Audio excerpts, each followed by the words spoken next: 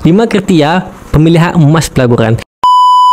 Kriteria pemilihan emas yang terbaik sangat memainkan peranan penting sebelum kita memilih mana-mana emas simpanan ataupun pelaburan.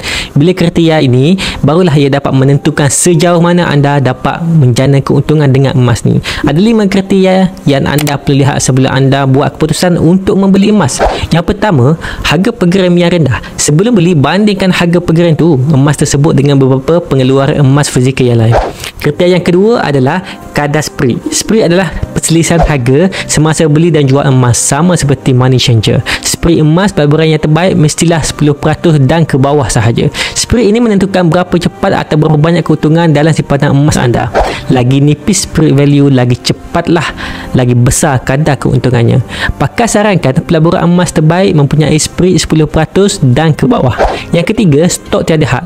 Jika harga emas menurun, itu adalah masa yang terbaik untuk anda beli emas. Tetapi jika penjual emas tiada stok emas, anda terpaksa tunggu sehingga harga emas naik, barulah dapat beli emas. Untuk pengetahuan anda, public gold ni tak pernah ada stok yang tidak mencukupi untuk anda beli.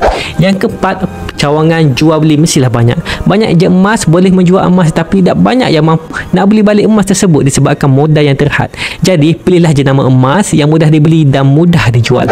Yang kelima, syarat jual balik tidak cerewet. Banyak syarikat emas tidak mahu menerima emas tidak dalam keadaan baik ataupun akan letakkan harga belian yang lebih rendah atas sebab emas yang rosak. Emas yang baik ialah emas yang pengeluarnya menjamin untuk beli balik tanpa apa-apa syarat yang cerewet. Inilah antara kriteria yang perlu anda jadikan keutamaan sebelum memilih mana-mana produk emas. Bukan hanya fokus kepada satu kriteria sahaja. So, kalau anda nak mula menyimpan emas di Public Gold, boleh klik link bio. Saya akan bantu untuk mulakan simpanan emas dengan murah-murah dan patuh syariah.